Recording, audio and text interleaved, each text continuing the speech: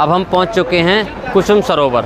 हम आपको कुसुम सरोवर के दर्शन कराते हैं और यात्रा जारी रहेगी। हम पहुंचने वाले हैं दान घाटी, जहां से हमने यात्रा अपनी शुरू की थी, वहां पहुंचने वाले हैं। बस 2-3 किलोमीटर का सफ़र बचा है। बस बने रहिए हमारे साथ, हम आपको एक बार कुसुम सरोवर के दर्शन कराते हैं। आइए चलते हैं।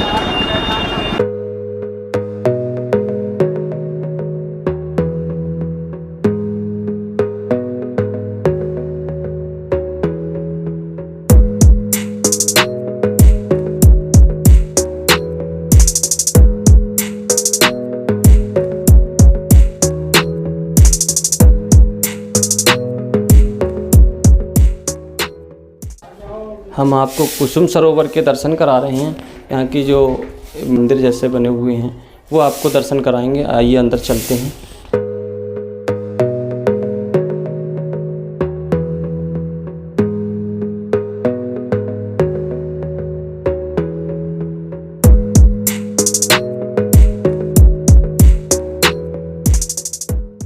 हम आपको दिखा रहे हैं कुसुम सरोवर, और कुसुम सरोवर का मैं एक आपको ये जो इतिहास है वो बता देता हूँ। कुछ ऐसे वर्णित है कि कृष्ण भगवान यहाँ अपनी गाय चराने आते थे। श्री राधे रानी जो हैं वो यहाँ पर अपने पुष्प चुनने आती थी, क्योंकि ये एक पुष्प वन था, बहुत ही सुंदर पुष्प वन था ये। तो यहाँ राधा रानी जो थी वो यहाँ पुष्प चुनने आती थी। तो एक बार भगवान कृष्ण ने देखा ये सब दृश्य, तो उन्होंने क्या किया, अब माली का वेश धारण करके और आवाज़ लगा दी, कौन हो तुम फूल चुनने वाली। तो इतना सुनकर उनकी सखियाँ सब दौड़ने लगीं, और जो राधा रानी थी उनका जो नीलांबर था वो झाड़ी में फंस गया और उनके पुष्प ज़मीन पर गिरने लगे।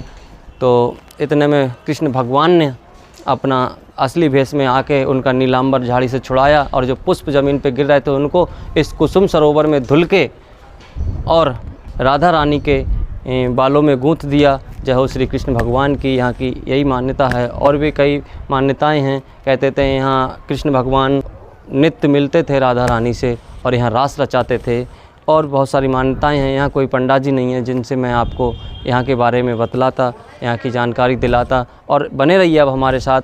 कुसुम सरोवर की अनेकों मान्यताएँ हैं, अनेकों लीलाएँ हैं। सबसे पहले मैं आपको बता दूं, ये जो इतना भव्य निर्माण, भव्य सुंदरता, इसकी भव्यता देख रहे हैं, इसे भरतपुर के राजा सूरजमल ने बनवाया है। और इस पर जो सुंदर सुंदर छतरियां बनी हुई हैं, ये सूरजमल के पुत्र राजा जवाहर सिंह ने बनवाई हैं। इसे जो भी दर्शक देख रहे हैं, मैं उनसे कहना चाहूँगा, इस दिव्य कुसुम सरोवर को मौका मिले तो ज़रूर देखने आएँ। इसकी सुंदरता, इसकी भव्यता बहुत ही मनमोहक है। इसके सामने ताजमहल की सुंदरता फीकी है।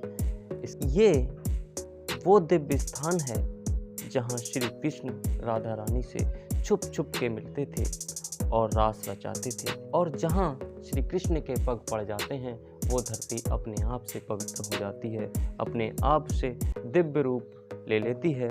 कई पौराणिक मान्यताओं की माने तो इस सरोवर में माना जाता है कि आज भी नागमणि और पारस पत्थर मौजूद है, जिसे कोई हासिल नहीं कर सकता। ऐसा माना जाता है जिसने कोशिश की वो या तो अंधा हो गया, या कोढ़ी हो गया, या अपने शरीर से अपंग हो गया, या हाथ पैर टूट गए। इस तरह की बहुत सारी घटनाएं हुई, बहुत सारे लोगों ने कोशिश की। ऐसी कुछ मान्यताएं हैं। सुंदरता के अगर नज़रिए से आप देखते हो, अगर मैं इसको केवल और केवल सुंदरता के नज़रिए से देखूं, आज के आधुनिक भव्यता को लेकर देखूं, तो मुझे लगता है आज के आप जो आधुनिक महल बना रहे हो वो इसके सामने कुछ भी नहीं है।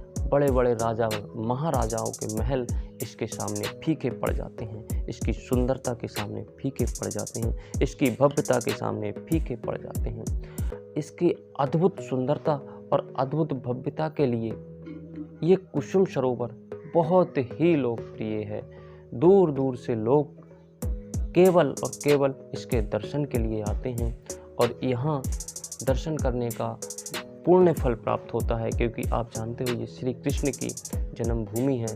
पूरी मथुरापुरी में आप कहीं भी इसकी माटी अगर अपने माथे से लगा लेते हो तो आपको वो पुण्य फल प्राप्त होता है जो श्री कृष्ण के दर्शन के बराबर होता है। जय श्री राधे, जय श्री श्याम।